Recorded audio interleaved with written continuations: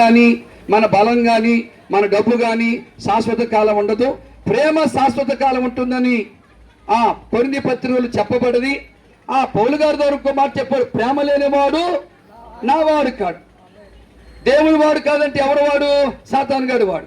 సాతాను గాడు వాడైతే కలహాలు పెడతాడు, సాతాను వాడైతే గిల్లి కజ్జాలు పెడతాడు, వాడు కాతాను కోతానికి గిల్లి కజ్జాలు పెడతాడు. కాబట్టి మనం దేవుని పిల్లలుగా ఉంటే మన ఇంట్లో ఆశీర్వాదం ఉంటుంది, సంతోషం ఉంటుంది, సమాధానం ఉంటుంది, క్షేమం ఉంటుంది. కాబట్టి మనం దేవుని పిల్లలుగా ఉండాలంటే మనలో దేవుని ప్రేమ ఉండాలి. ప్రేమకు నిర్వచనం ఏమిటంటే, ఈనాడు పురుషులు బయటికి ఎక్కువ వెళ్తూ ఉంటుంటారు. బయటికి వెళ్ళిన తర్వాత పురుషుడు బయటికి వెళ్ళిన తర్వాత తిరిగి ఆకలేసిన తర్వాత ఏదైనా తింటాడు. తిన్న తర్వాత ఇంటికి వచ్చి ఏమి తీసుకురాకుండా భార్య దగ్గరకు వచ్చి ఏమై అన్నం వండావా, అన్నమైందా, ఆకలి వేస్తుందంటే అది ప్రేమేనా? కాదు. అది నిజమైన ప్రేమ కాదు. తనకు ఆకలిస్తున్నప్పుడు తన భార్య కూడా ఆకలేస్తుందని తెలుసుకోవటమే పురుషుడుకున్నటువంటి ఆత్మ సంబంధమైన ప్రేమ. చూడండి, పురుషుడు షాపింగ్కి వెళ్ళి చక్కని ప్యాంటు షర్ట్ కొనుక్కొచ్చాడు అనుకోండి, భార్య దగ్గర తీసుకొచ్చి అమ్మాయి బాగుందా అంటే పైకి ఏమంటది, కొడతాడేమో బాగుంది అంటది, కానీ లోపల ఏమంటది, నీ మొహంలాగా ఉంది, ఎంత స్వార్థపరుడు, నువ్వు అక్కడే తెచ్చుకున్నావు, నాకు తేవచ్చు కదా అంటది. కాబట్టి నాకు అర్థమవుతుందా?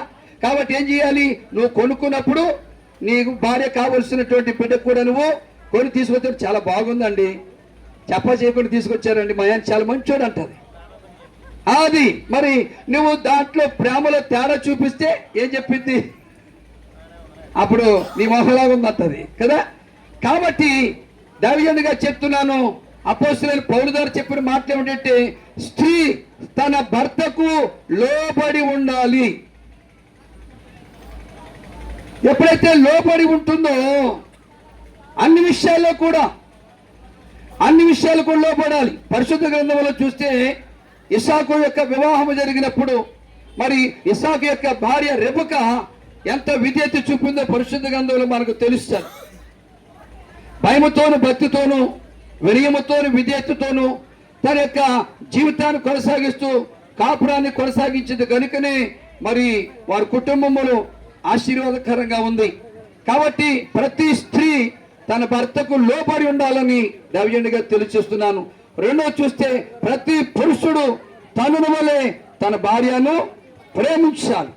ఇలాంటి ప్రేమ కలిగి ఉన్నప్పుడు జీవం కలిగిన దేవుడు వారి మధ్య మూడో వ్యక్తిగా ఉండి వారి కొరతలన్నీ దేవుడు తీరుస్తాడు, వారి సమస్యలని దేవుడు తొలగింపజేస్తాడు. అందుకే చెప్పాను, కీర్తన గారు చెప్పండి, దేవుడు ఏకాంగులను సంసారులుగా చేసేవాడు. దేవుడు మాత్రమే ఏకాంగులను సంసారులుగా చేస్తాడు. కనుక దేవుని యందు విశ్వాసం వచ్చి దేవుని సందులో మరి ప్రార్థనాపూర్వకం ఉండాలని మనం చేస్తూ మీరు చెప్తున్నాను. ఫోన్ కట్టేది తమ్ముడు, ఫోన్కు ప్రాధాన్యత ఇవ్వకూడదు దేవుని సందుకు వచ్చిన తర్వాత. మరి మీ ఇద్దరు కూడా దేవుని మధ్యవర్తిగా పెట్టుకోవాలి. మూడో